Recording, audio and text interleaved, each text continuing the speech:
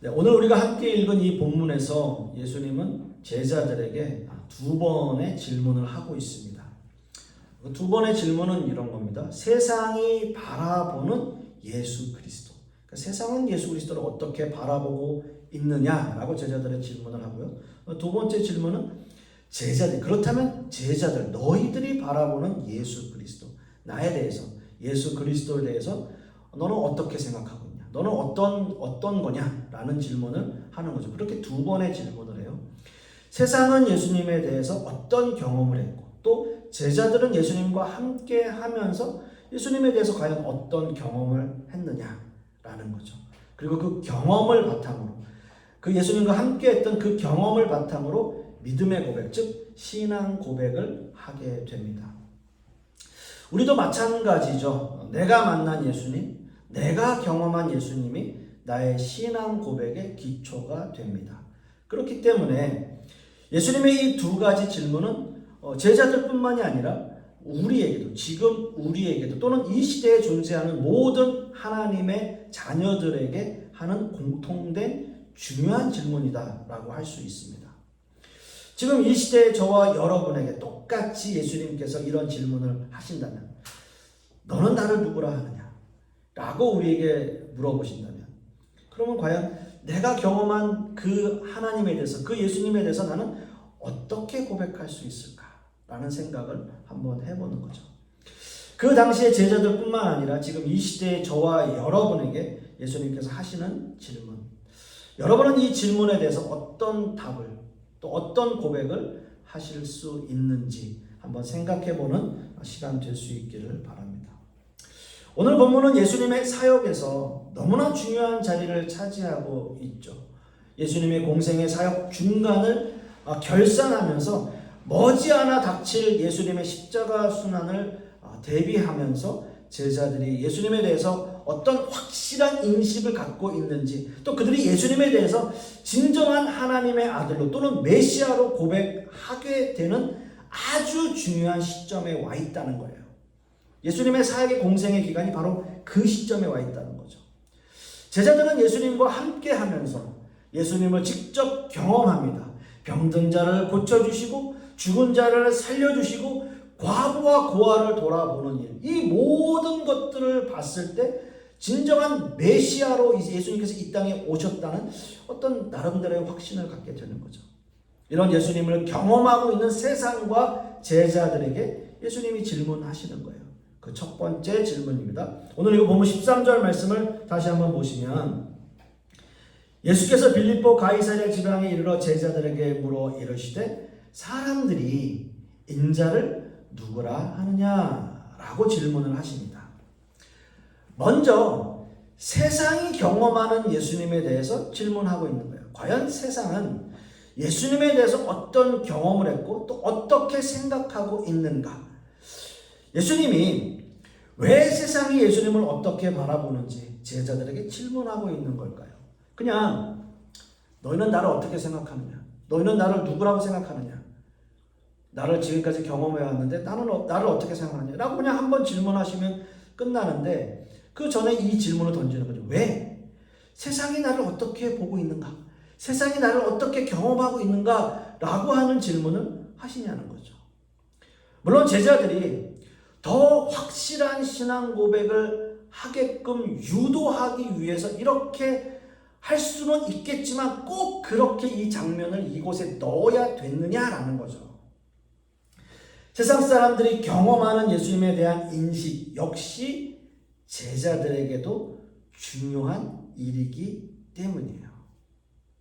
세상은 예수님을 자신들을 구원할 메시아로 바라보았습니다. 맞아요. 세상 사람들도 예수님을 메시아로 바라보긴 했어요. 보세요, 여러분.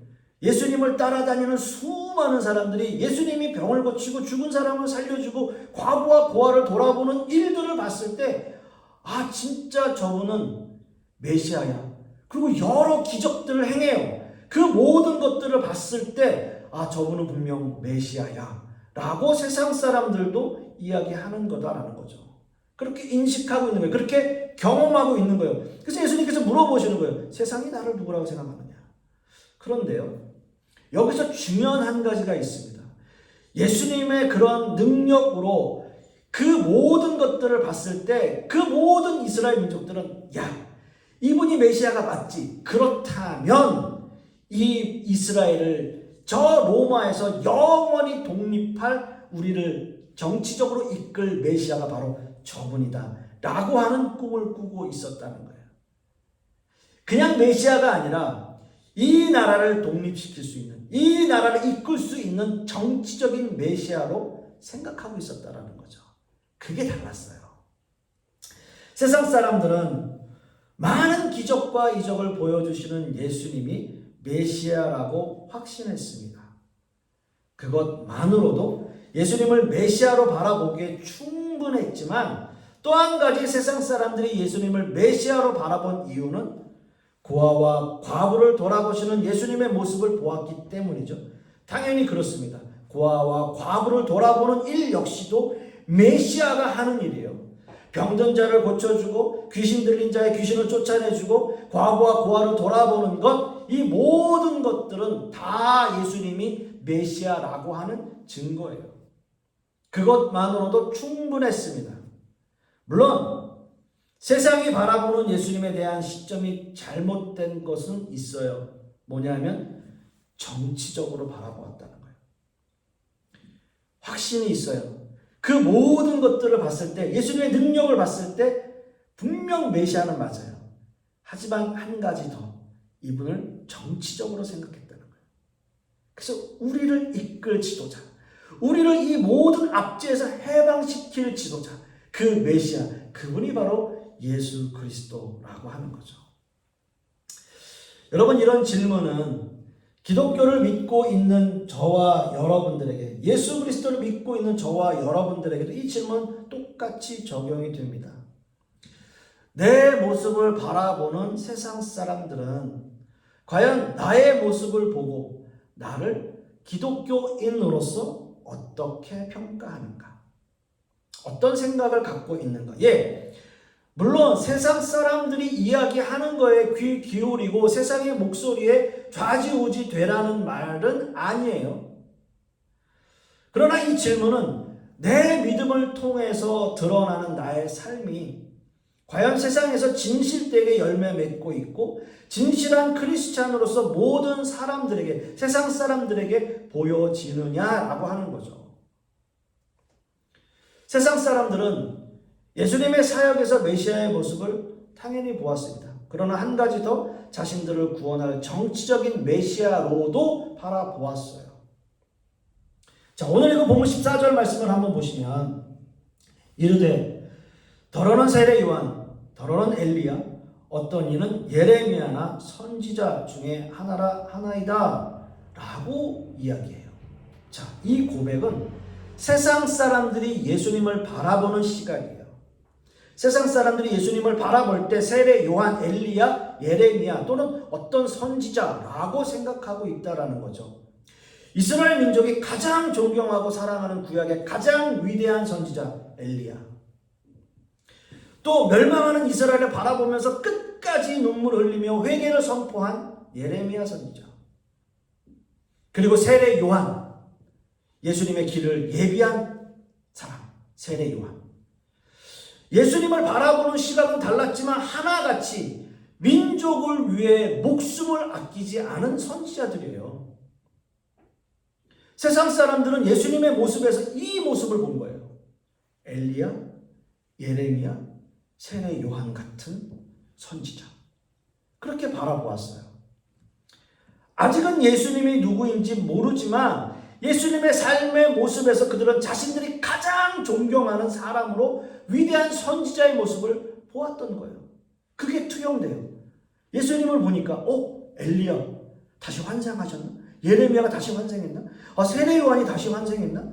이런 착각이 들 만큼 그 예수님의 모습에서 그걸 보는 거예요. 사랑하는 성도 여러분, 우리가 이런 모습으로 살기는 어렵죠. 우리가 세상 살아가면서 이렇게 기독교인이라고 크리스찬이라고 이렇게 살기는 어렵죠. 하지만 이 시대의 교회가, 지금 이 시대의 성도가 반드시 보여줘야 할 모습은 있어요. 세상 사람들이 바라보는 교회의 모습이, 세상 사람들이 바라보는 성도의 모습이 적어도 예수님을 닮은, 조금이라도 예수님을 닮은 그 모습이 조금은 나타나야 되잖아요. 조금이라도. 예수님이 이 땅에서 한 인간으로 오셔서 어려운 이웃을 돌아보고, 과부와 고아를 돌아보고, 병들고 귀신 들린 자를 고쳐주시고 어루만지신 것처럼 이 시대에 정말 교회가, 성도가 정말 땅에 떨어져 있는 그 모든 권위를 조금이라도 좀 이렇게 올려 세울 수 있는, 조금이라도 빛과 소금의 역할을 감당할 수 있는 그러한 모습이 되기를 소망합니다. 두 번째는요, 두 번째 예수님께서 하신 질문은 오늘 15절 말씀에 있습니다. 이르되 너희는 나를 누구라 하느냐라고 말씀하세요. 너희는 나를 누구라 하느냐. 세상은 예수님을 자신을 구원할 정치적인 메시아로 바라본 것이 사실입니다. 그렇다면 너희는 나를 누구라고 고백하느냐? 바로 제자들에게 하신 질문이에요. 너희는 나를 누구라고 하는가?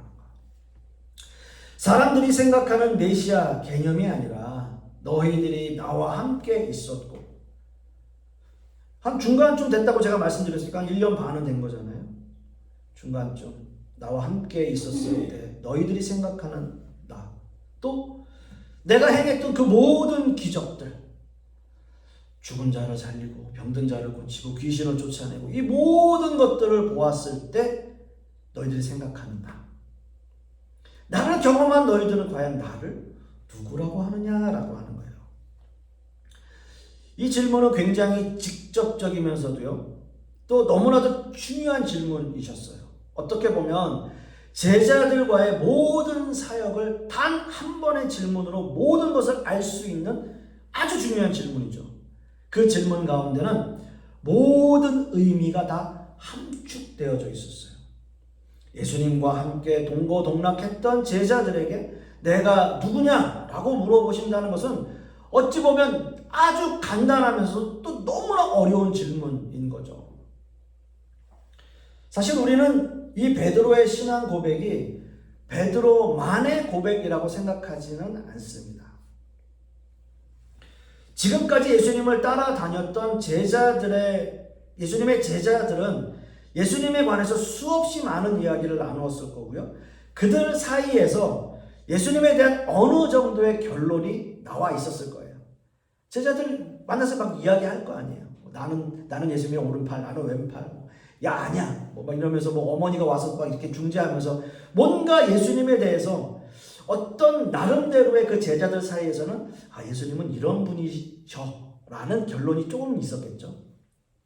따라서 이 베드로의 고백은 베드로만의 고백이라기보다는 제자들의 고백을 베드로가 대신 고백한 것이다 라고 볼 수 있죠. 과연 제자들은 어떻게 이런 고백을 유출할 수 있었을까요? 제자들 역시도 세상 사람들과 똑같이 예수님의 모습을 경험했습니다. 예수님이 세상 사람들과 제자들에게 다른 모습을 보이신 것 아니에요. 그럼에도 불구하고 세상 사람들은 예수님을 엘리야, 예레미야 또는 세례 요한이라고 했고, 제자들은 예수님을 살아계신 하나님의 아들입니다 라는 고백을 했어요. 16절 말씀을 다시 한번 보시면 시몬 베드로가 대답하여 이르되 주는 그리스도시요 살아계신 하나님의 아들이시니이다 라고 말씀하고 있습니다. 사실 이 베드로의 고백에서 중요한 것은 예수님에 대한 칭호예요. 칭호. 어디까지 고백할 수 있는가? 제자들은, 즉 베드로는 어디까지 고백할 수 있는가라는 거죠. 사실 그리스도라는 칭호는 당시 유대인들에게 메시아 사상을 가지고 있는 사람들이라면 누구나 사용할 수 있는 단어입니다.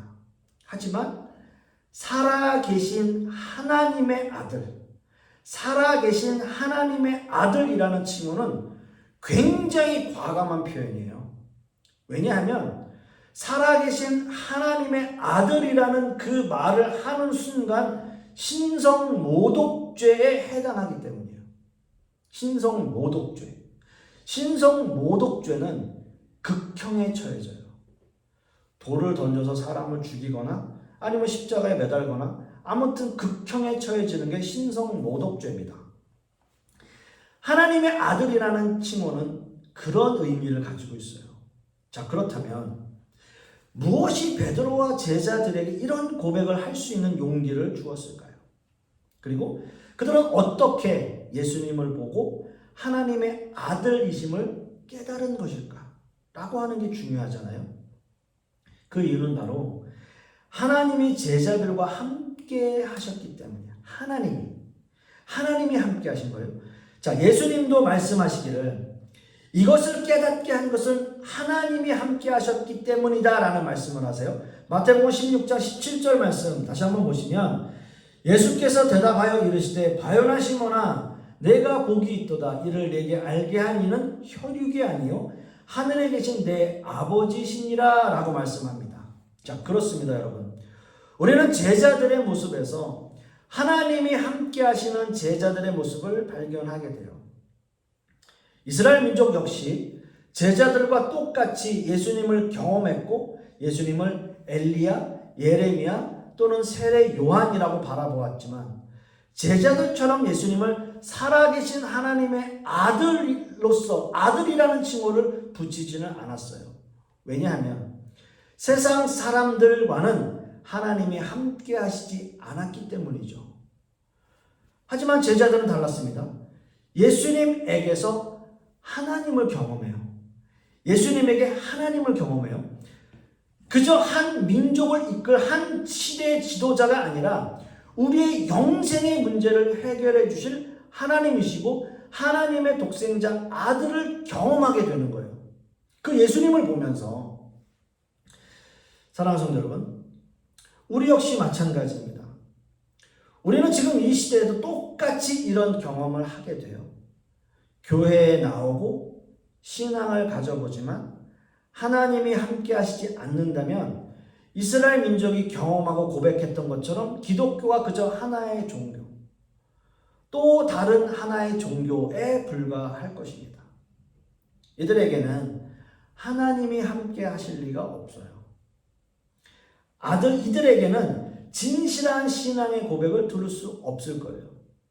그러나 예수님의 제자들처럼 하나님이 함께 하시는 신앙인의 모습은 달라요. 예수 그리스도를 나의 구주로 영접하고 예수 그리스도를 살아계신 하나님의 아들로 고백하는 신앙과 믿음의 결단을 우리가 보이게 되는 거예요. 주님에 대한 고백이 확실하다면 살아가는 삶의 모습도 당연히 주님의 제자다운 모습으로 살아가게 되고요. 살아가는 삶의 방식 역시도 다르게 될 것입니다. 마치 엄청난 보화를 마음에 가지고 있는 사람처럼 말이에요. 이런 비유를 한번 드리겠습니다. 마태복음 13장 45절에서 46절 말씀을 보면 또 천국은 마치 좋은 진주를 구하는 장사와 같으니 극히 값진 진주 하나를 발견함에 가서 자기의 소유를 다 팔아 그 진주를 사느니라 라는 말씀이 있어요. 이것이 천국에 대한 비유예요. 자, 이 말씀에서 진주 장사꾼은 좋은 진주를 찾아다닙니다. 좋은 진주를 찾아다니는 거예요. 장사꾼은. 그 진주는 어떤 모양의 진주일까요? 그 진주.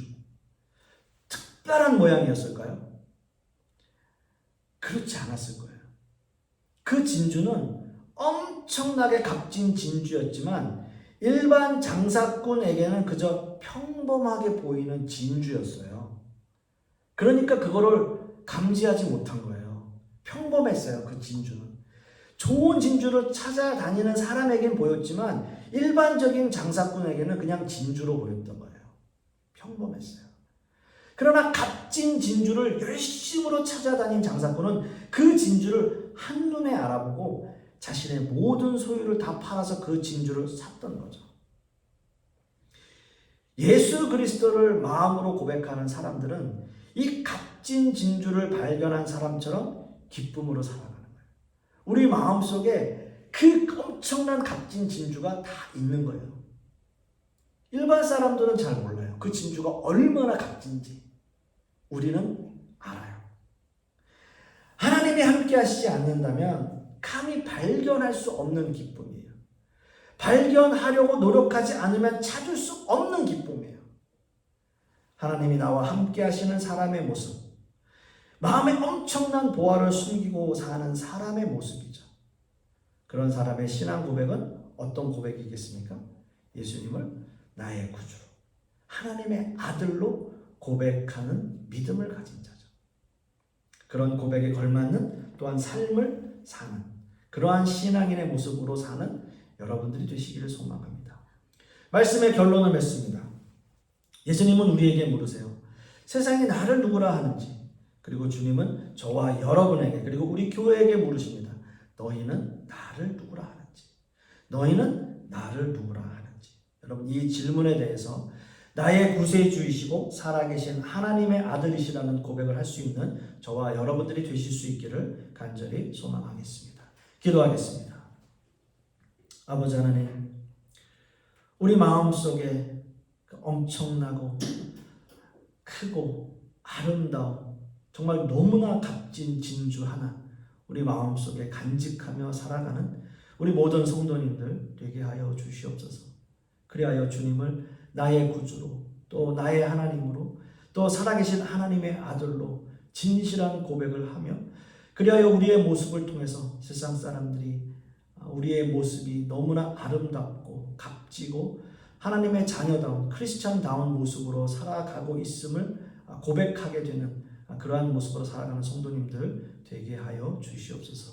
이 모든 말씀 우리 주 예수 그리스도의 이름으로 기도하옵고 이제는 우리 주 예수 그리스도의 은혜와 아버지 하나님의 극진하신 사랑과 성령님의 내주 교통하심이 주님을 나의 구세주로 살아계신 하나님의 아들로 진실한 믿음으로 고백하기를 소망하는 우리 하나님의 자녀들 머리 위에 또 그 자녀들 위에 그 사업과 직장 위에 그리고 풍요로운 교회 위에 이제부터 영원토록 함께 있을지어다.